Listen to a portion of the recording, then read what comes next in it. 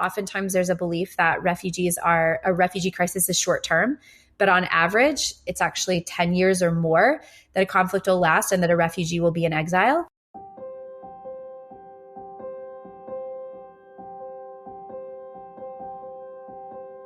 Hello, sweet friends. I'm Stephanie Jacobs, a storyteller and advocate for social justice, and your host of the Love Light Stories podcast, a place where we uncover a deeper understanding of humanity through beautiful, redemptive stories that inspire our hearts. If you long to see more love, empathy, and true connection in our world and your own life, you're in the right place. After spending multiple years studying social justice issues, I've realized the power story has in helping us to understand, empathize, and transform our worldviews into something that's just that, views that are truly worldly. Here in this space, we'll embrace our humanity through raw and authentic stories told by real people themselves. We'll amplify their voices and learn to connect in more meaningful ways. Poverty, human trafficking, incarceration, race, immigration, and more. We'll embrace difficult conversations, sometimes controversial topics, and lighthearted stories too. If you wish to uncover the hope, love, empathy, and connection we can find in our fellow humanity, this is a show for you. So, are you ready, lovely?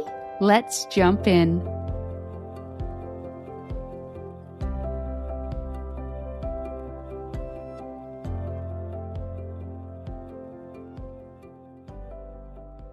Today on the podcast, I'm welcoming Missy Williams. She co-founded Seed Effect with her husband after a mission trip to South Sudan, where they witnessed the need for displaced families to find opportunity as they rebuild their lives. Today, she serves as the executive director, and it's an honor to sit down with her as she describes the refugee experience. In this episode, you'll begin to understand what she's witnessed in working with people in South Sudan and Uganda, as well as how specific finance solutions are helping refugees rebuild their lives. The reality of where most refugees end up when they leave their home country may surprise you. I connected with Missy through Hope International, of whom I absolutely love as well. Both Seed Effect and Hope utilize microfinance and savings groups models that allow participants to lead, guide, and plan for their future. As you'll come to understand in this episode, these financial tools specifically are designed to allow refugees to create opportunity for a flourishing life in their new home. It's so empowering, and I can't wait for you to listen in.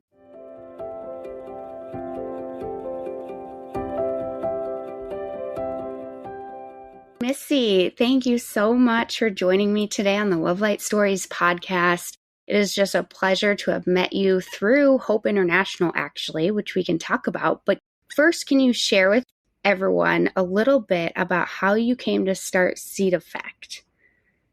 Yeah, Stephanie, I'm so glad to be here. Thanks for having me. So we got an opportunity to travel. It was back in 2007.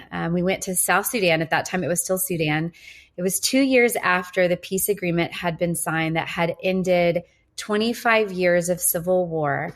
And my husband and I had gone on a mission trip. We were working alongside the local church. And as we were there, we were seeing former refugees repatriating, coming back, being dropped off with a tarp and a sack of grain, and just this expectation that they would be able to start their lives over.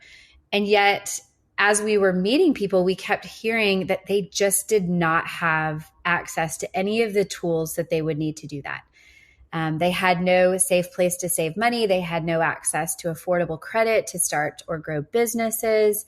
The banking infrastructure was inaccessible to them. And so you just had story after story of, I just don't know how I'm going to provide for my family. I don't know how I'm going to put my kids in school or pay for their medical needs. And there was a moment that happened on our trip, the very last night, while we were really alongside the women that we had been serving with, and with the help of a translator, they made a very simple request. They said, if we could get a sewing machine, we could start a business and we could put our kids in school, we could provide for our families. And you could see as I spoke with them, just this hope for an opportunity. And so that moment was very pivotal because after, we walked out of the mud hut, the tukul that we were in, and I started talking about a sewing machine, and my husband, it was just the women that had been pulled aside. And so he thought, what do you mean a sewing machine? You don't sew. But we really then started processing what it would mean to bring opportunity, to bring empowerment to the South Sudanese who were really working to rebuild their lives, and ended up partnering with the local church. I'm skipping ahead. There's a lot that happened in there, but to start a Christ-centered microfinance organization in South Sudan to empower the people to provide for their families with dignity. Wow. And the local church is something you just emphasized. Can you explain why the local church? Yeah. Oh, man. Well, we really believe that true transformation and restoration can't happen apart from the gospel. And so for us, the way to reach the people with the gospel is obviously through the local church, with the local church, empowering the local church, in partnership with the local church. And so what was really interesting about being there is we were on a mission trip. So we were with the church in South Sudan, and we were out sharing the gospel, telling people about Jesus. And the church, the people that we were with, kept saying, we know that what our people need is empowerment, but we don't have the resources, the tools, the way to bring that to them. And, after 25 years of civil war and sitting in refugee settlements, they really understood that what they didn't want was a handout, but what they needed was an opportunity.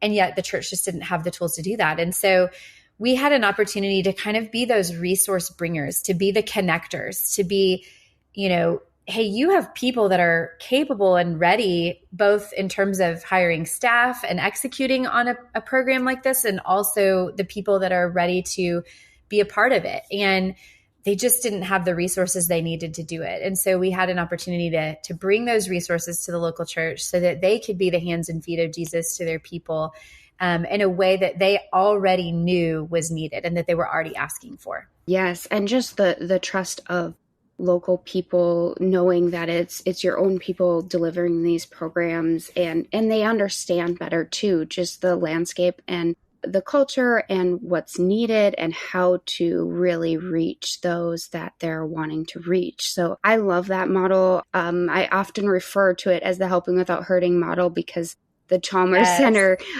came up with that. And that's just a thread that I love to really try to follow and bring stories to light through this podcast. So I love that you are doing that as well. And I'm curious, oftentimes in different countries, it can be that part of using the local church as the core bringers of the programs is because the local churches are already so strong. I'm curious, in South Sudan, was that the case, or was it truly like kind of an evangelization process alongside of the financial piece? Man, that's a great question, Stephanie. I would say it was an interesting situation because you had everyone we were working with had really just come back from the refugee settlements. And so, many of the leaders had been trained in seminary when they were refugees in Uganda. But in terms of the infrastructure of the actual church network itself in South Sudan, it was growing because they were all reestablishing, rebuilding, coming back. And it was extremely rural where we were working. And so I don't think we had quite the strength of just the network, if you will, in that time. At the same time, you had very focused, dedicated, hardworking believers within the church that really wanted to see their people empowered. And so, in starting this in South Sudan, we had to hire staff and train them and encountered quite a few challenges in doing that, but ended up creating a program and worked there for 7 years and saw a tremendous amount of fruit. I mean, we served 2,500 people in 7 years in South Sudan, which candidly to me felt extremely slow and small, and just thinking, Lord, why is it not more? But like I said, we had encountered a lot of challenges. It was hard to find qualified staff that, wanted to live in these areas, that had enough of the education level that we needed to execute on the program, things like that. And we were really determined to hire locally. And so there were a number of challenges, but yet the Lord provided every step of the way, everything we needed. So it's been different in some ways working in Uganda now. We moved into Uganda in 2017.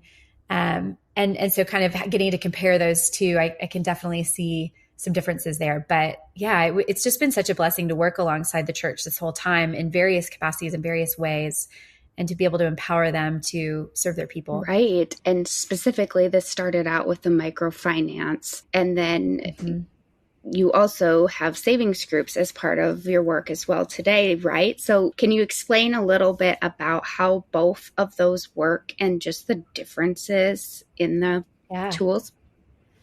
Yeah. So we started out in South Sudan in 2009 with credit-led savings, microfinance institution, MFIs, and started with a group of just 19 people. What that looks like is the organization, Seed Effect, was providing small loans to individuals within a group lending methodology. So while we were providing the loans, the group members were cross-guaranteeing those loans. And then those loans, as they were invested in businesses, would get paid back. We had 4-month loan terms. They would get paid back to Seed Effect, to the organization, and then that would get recycled again as additional loans to more entrepreneurs. And it was a very effective program, and it's used all over the world. Seed Effect is obviously not the first or the only one that had been deploying that type of methodology. But what we also found was that it was a little bit limited because we were really focused on just entrepreneurs, and not everybody is an entrepreneur. We were focused on providing loans for income generation. And so we looked at an opportunity to expand our services by adding a savings-led model. And that looks a little bit different in that it still has a credit component, it still has a savings component, but the mechanics are a little bit different. So rather than Seed Effect providing external loans to individuals within the group actually saves their own money. And as that pool of savings starts to grow, they lend that out to each other with interest-bearing loans that are paid back with interest to the group. And then at the end of their savings cycle, which is 12 months, that gets shared out based upon the amount just contributed. And so rather than the funds coming back to Seed Effect and us reinvesting that in additional entrepreneurs, they're keeping that all within their group. And they end up, it sort of shifts that sustainability to the group. And what we found in adding that program is it allowed us to reach a lot more people in various types of circumstances and situations. And so when we, in 2016, at the end of 2016, we got a call from our staff that the war, I haven't mentioned this yet, but war broke out again in 2013. And so we had started in 2009 in South Sudan, war broke out in 2013.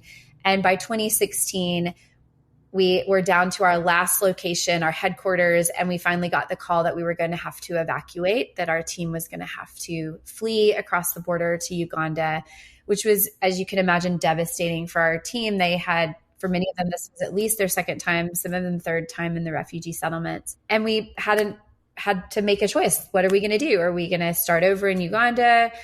What does the Lord have for us? And so when we did the research to determine what was going on in Uganda, what access did refugees, at that point, there were over 1 million South Sudanese refugees that were rebuilding their lives in northern Uganda as a result of this new war. And to just determine what they needed, what do they have access to the financial tools they need? And very quickly, we sorted out that they did not. They were not being given any type of empowerment opportunities. They weren't being given access to financial tools for various reasons. Some, it was because refugees were considered too transient. Oftentimes there's a belief that a refugee crisis is short term, but on average, it's actually 10 years or more that a conflict will last and that a refugee will be in exile.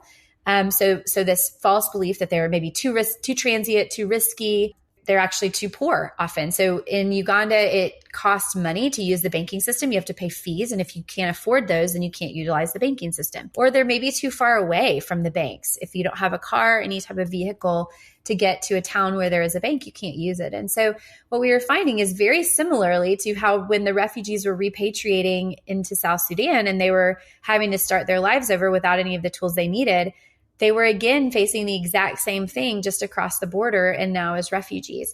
And so when we evaluated what the best program or solution would be for their circumstances, we really felt like that savings-led model would be the best thing for them, would be most sustainable given their circumstances, most empowering, and allow us to grow very quickly. So I mentioned that we had 2,500 people we had served in 7 years in South Sudan. Well, we've been in Uganda since 2017, and we've now served over 57,000. So with the savings-led model, it's allowed us to multiply much faster, to grow and scale much faster, and to bring them those same tools that they really desperately need.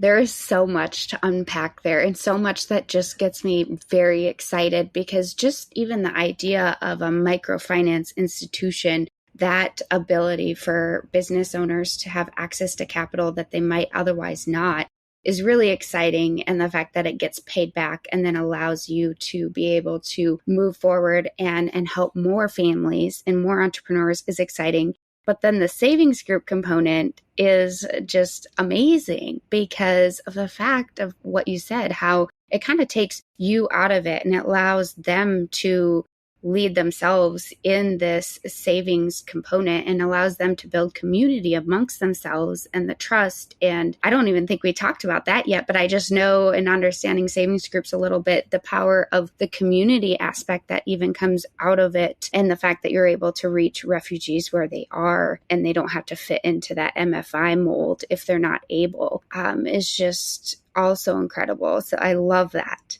It's amazing. So can we shift a little bit into their experience, like who they are, where they're coming from, what caused them to leave their either region in their country or leave their home country, all of that?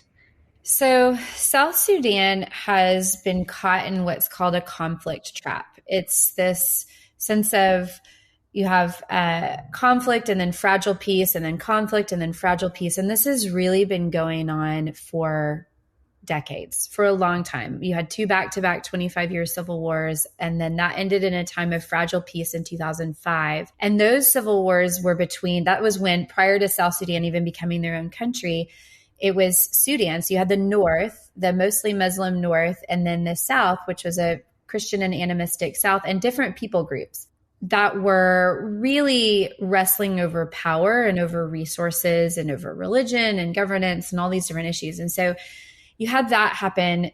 And then when the war ended in 2005, this peace agreement called for a referendum. So about 5 years later, there was a vote.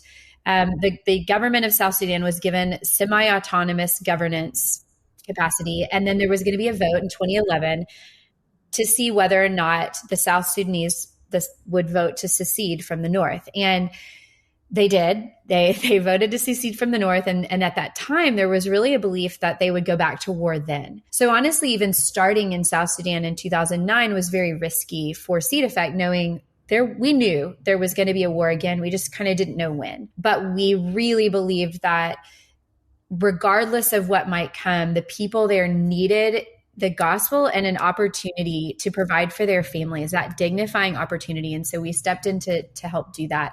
But in 2013, so they had a couple years of independence and peace, and then civil war broke out. So at that point, you have these two largest tribes, the Dinka and the Nuer, and they had been sharing power to some sense. You had a Dinka president and a Nuer vice president, and all of a sudden things went really poorly. I think partially not having a common enemy anymore, where the South was fighting the North and that was now gone, just to determine who was going to be in power. And so war broke out, and it's just been a bit of a mess ever since. So, and what's interesting in meeting the South Sudanese people, so our staff is probably about half South Sudanese and half Ugandan. We've got a ton of members that we serve that are South Sudanese and listening to what they have to say about it.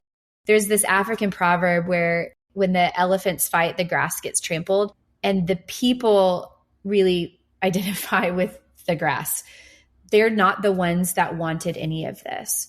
They don't care. They're not interested in the power. And you just have a few people that have created such a horrific situation for, and you see this too. I mean, we have the current situation happening in Ukraine and Russia, and we all know that that's a few people that have created something so terrible. And the average Ukrainian, the average Russian doesn't want anything to do with that.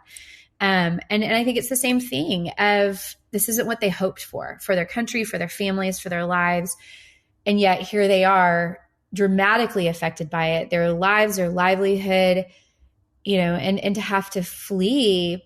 And just the stories that we've heard of horrific things that are honestly hard to wrap your brain around of what it was like when war broke out. And you also had these rebel factions so there were many of them that kind of ended up all over. And so it was just this lack of stability, and you never knew who was going to show up in your town and try to take the young boys to conscript them into the army or the rebel army, or, it was unclear even who was fighting who in a lot of the cases. And there were tribal issues involved, and just the lack of safety for the women and the children. And so what has happened in these refugee settlements is it's about 80% women and children, and the men were either killed or have remained in South Sudan and had to fight in some way. And so families have been broken, lots of lives lost in this, just horrible, horrible stories of abductions and killings and rapes. And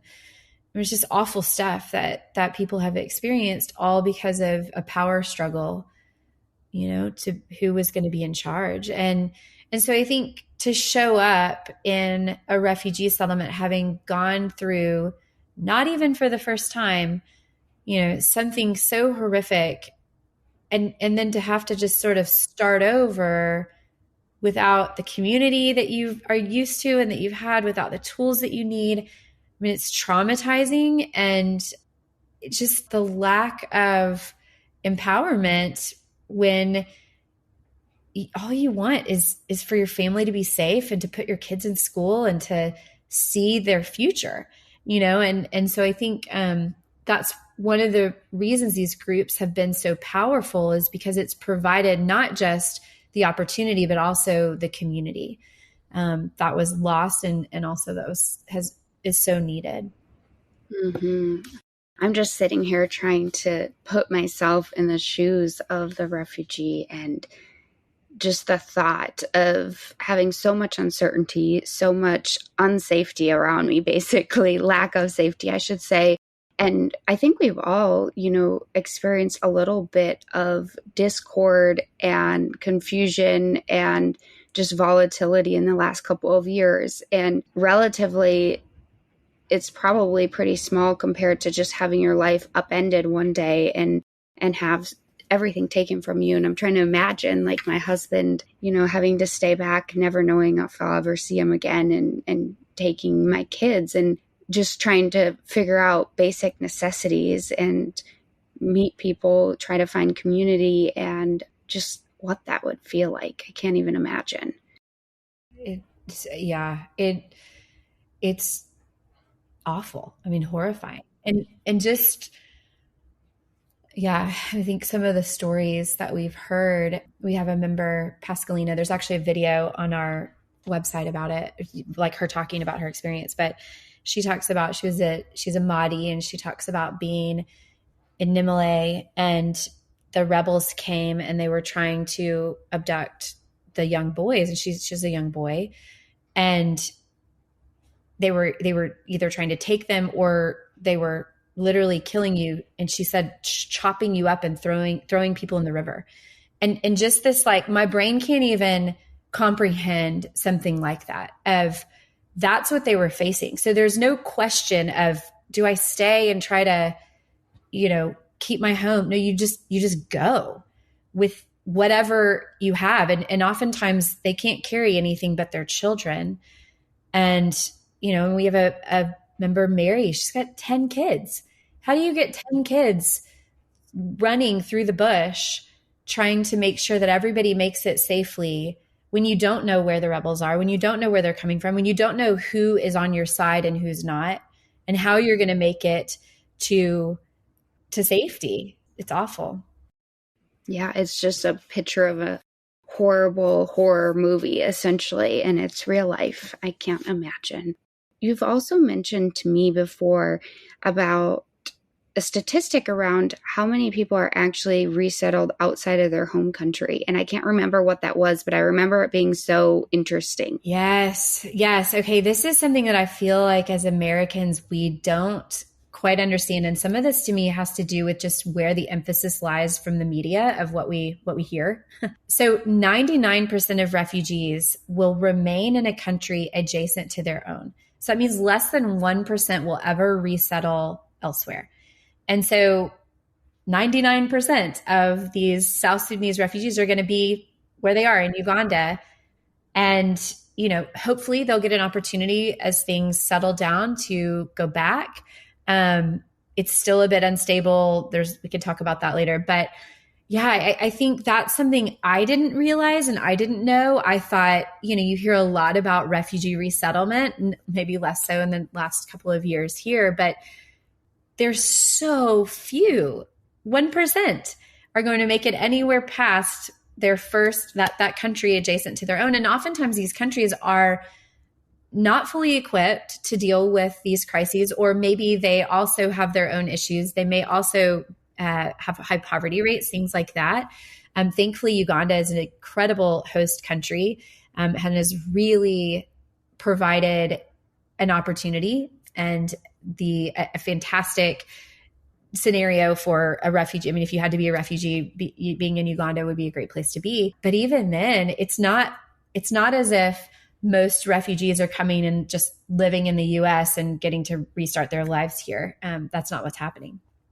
Right. And it just makes me think about, even for everyone listening, just thinking about the fact that, okay, less than 1% are resettling outside of a country adjacent to their own. So those that are coming into the US, even from our perspective, it seems like there's just a lot of people coming in troves, yet that represents less than 1%, essentially, is what you're saying. Yeah, it's gotten a little complicated with what's happening south of the border right now. So the refugee versus the migrant. So it's hard to say.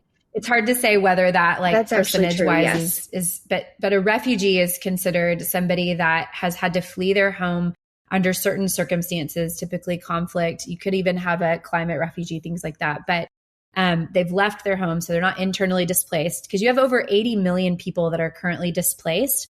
And I think somewhere between 25 to 30 million of those are considered refugees. So it gets really complicated when you start to think of that. But yeah, so that's kind of where that statistic comes from. But it is, even then, you've got, in a crisis like that, or the Syrian refugee crisis, you don't have people being relocated to these other countries at a high rate. They're really stuck where they are. And in most of those cases, and I can speak specifically to Uganda, but without a program like Seed Effect, without an NGO stepping in and providing the support, they're not going to have access to these tools. The UN isn't providing that. The country of Uganda isn't providing that. The local banks aren't finding ways to serve the people. There's a gap there. And so otherwise, you're given, as a refugee, when you show up in Uganda, you are given a tarp, you're given a plot of land, which is extremely generous. It's not what happens in most countries. You are given the right to move out of the refugee settlements and to work, but you have to do all of those things on your own. And so school isn't free. You do get access to monthly meager food rations, but think about a little bit of grain and cooking oil, not enough to actually provide a healthier, balanced diet for your family. And so you've got to earn an income to do that. And so without these programs, without these tools, which are sustainable. So once they've gone through Seed Effect's program, it's a 3-year program, and we walk with them through those 3 years, but then they're able to continue meeting and doing this on their own. And so 90% of Seed Effect groups graduate from that third cycle, and 99% continue on saving after that together independently.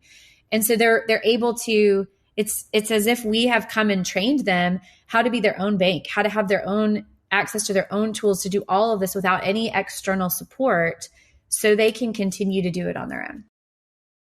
Wow. And we know that having the ability to have your own dignity to continue on your own and not rely on an organization or anything like that, that's the sustainable piece of it. And the fact that you said once they become a refugee, it's often a long-term situation. It's not an immediate thing that just gets better shortly after. And so the fact that it becomes self-sustainable for them is so huge. And you're filling that gap in the first place. Thank you. It's incredible. Why is Uganda such a welcoming country for refugees?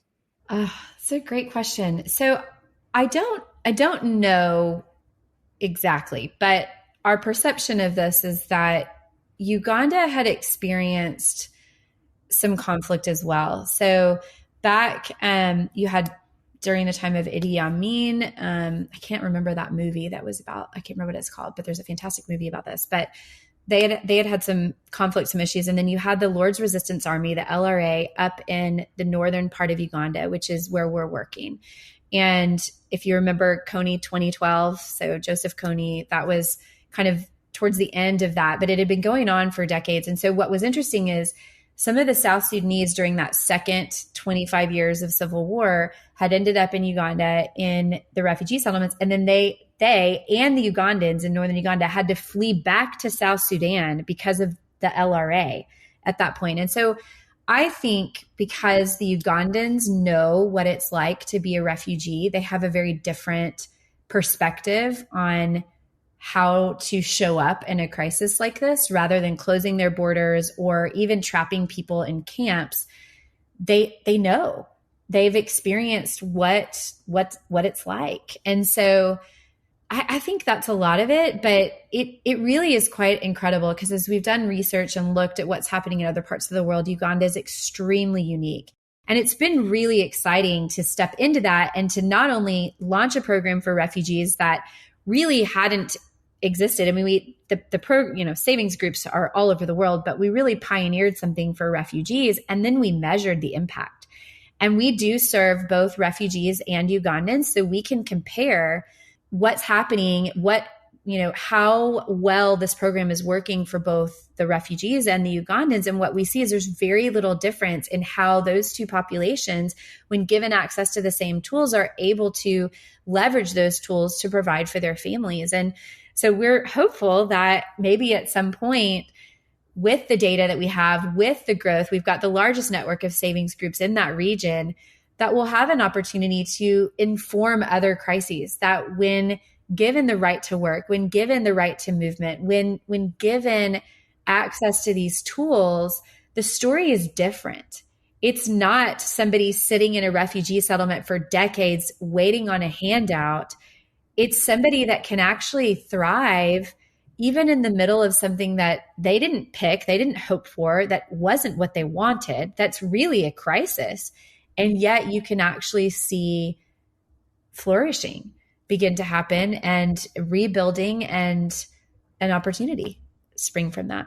Right. The resiliency of them is incredible. And I love that you said the outcomes of this can really inform future programs and growing outside of where you are today and just the overall nonprofit space, I suppose, as well. And it's also so encouraging to me to hear you talk about how Uganda provides these settlement opportunities for refugees coming out of South Sudan, because, I mean, Uganda themselves has been on the map for having a lot of support too, outside support with NGOs and things of that nature. And the fact that they have that empathy essentially is what you're talking about, because they have had a similar experience, and to be able to have that giving, empathetic heart to reach out to people amidst having similar difficulties probably in themselves. And I don't know if that's a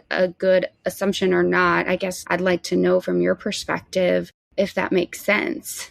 I think so. I mean, haven't talked with government officials about exactly why they've made those decisions, but I definitely think that that's kind of what and I do think there's a right understanding as well. One time I sat in a meeting and with somebody here in the States and was told that our work was destroying the Ugandan economy.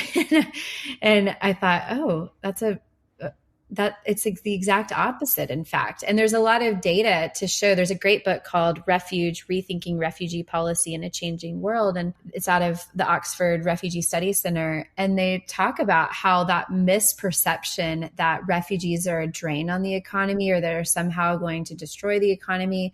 And I think that idea drives a lot of the fear as to why other countries and in other crises will keep refugees trapped in a refugee camp and not allow them to participate in the economy and the society. And Uganda has a very right understanding of that.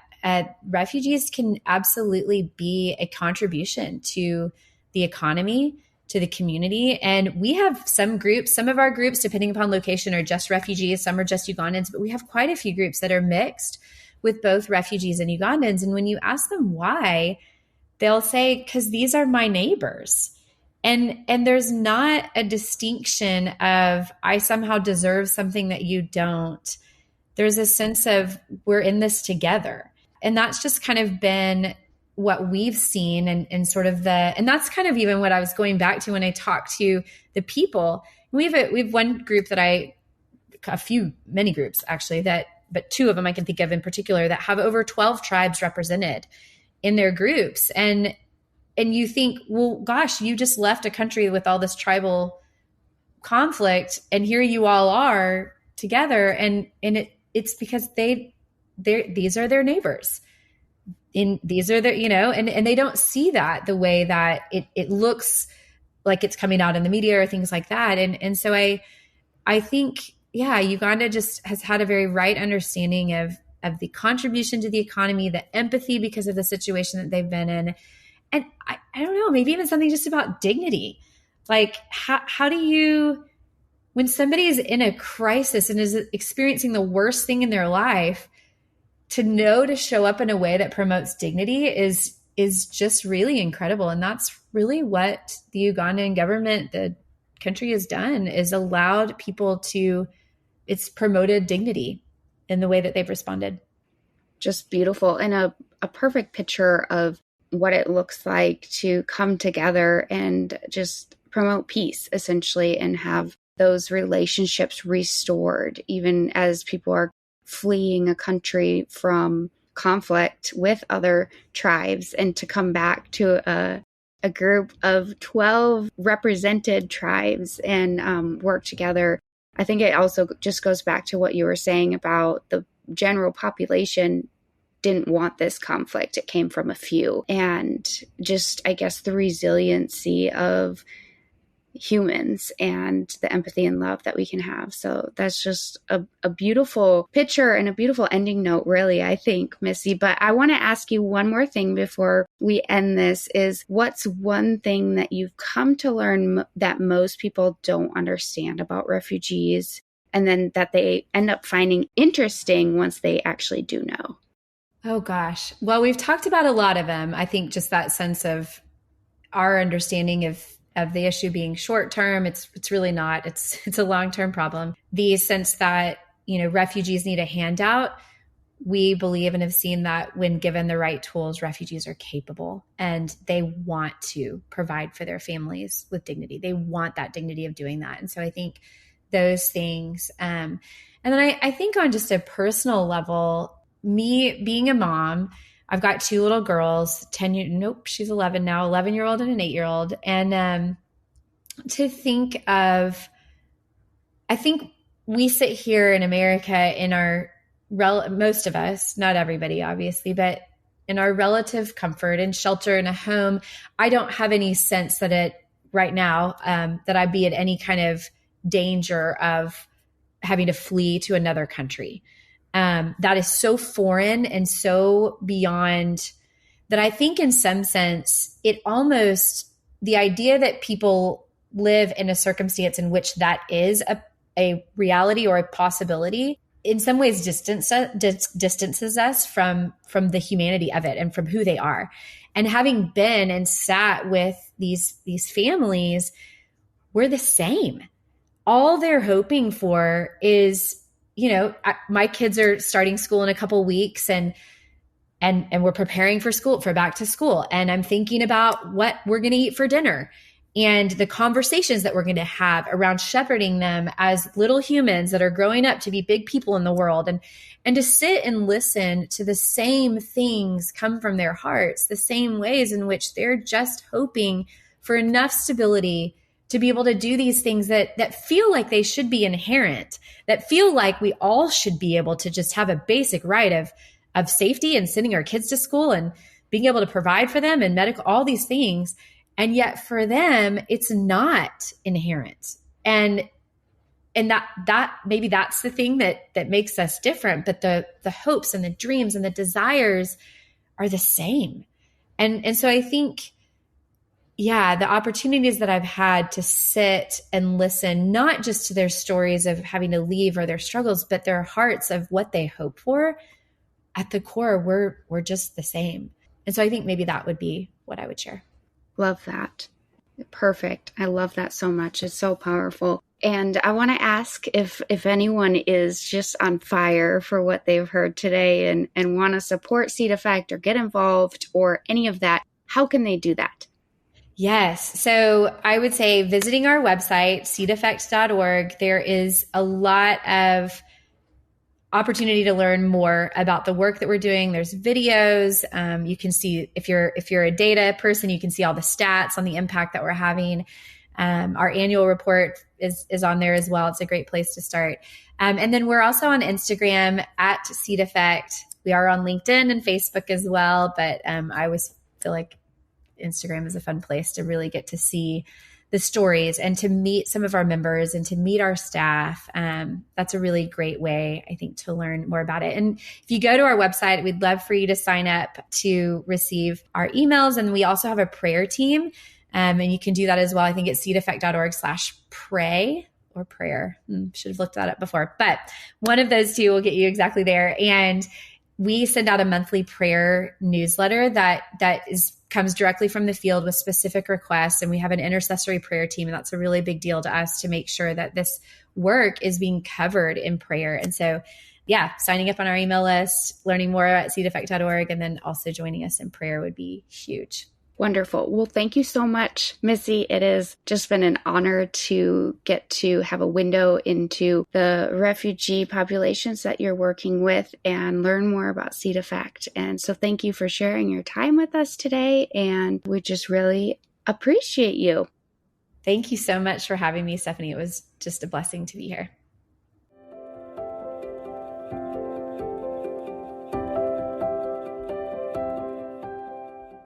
Wasn't it interesting how many refugees end up resettling in a neighboring country to their own?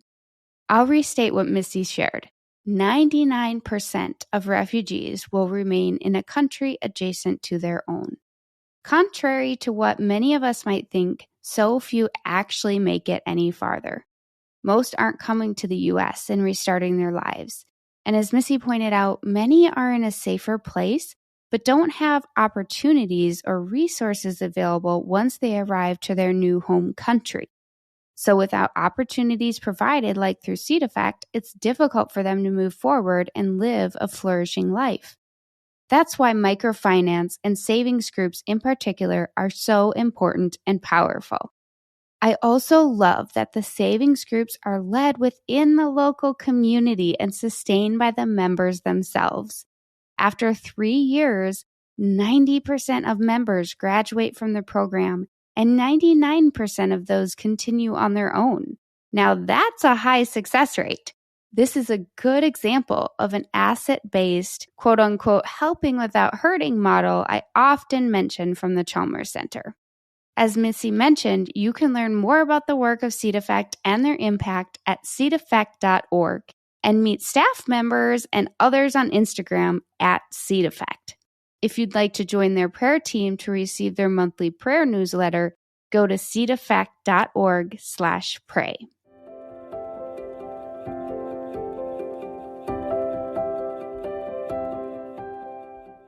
Are you loving this episode? Come join us in the Love Light Stories Facebook community, where we make this show come to life. My goal is to make this more than a podcast and truly create a space where we can learn and grow alongside one another in community. Here, we can learn alongside each other with curiosity and humility, and ultimately emulate more love and light to all we meet. You'll be the first to know about upcoming coffee chats, in-person events, book studies, and more. It's here where we'll go deeper in discussion around the topics we explore on the show. You'll even have the chance to meet guests from time to time. Go to stephaniemjacobs.com/manifesto to join. You'll receive an instant download of our manifesto with access to the community. Oh, and did I mention it's all free? So what are you waiting for? Come join us. I just can't wait to meet you, lovely.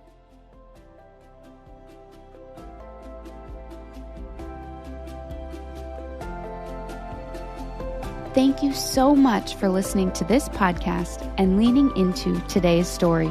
And don't forget, you can subscribe to the show wherever you listen to your podcasts so you don't ever miss an episode. And a great way you can support these conversations is to rate the show and leave a review. And if you have a friend who would like these stories, share it with them too. All of these things are the best way you can support this podcast. So thank you. And until next time, lovelies, keep radiating that love and light to everyone you meet.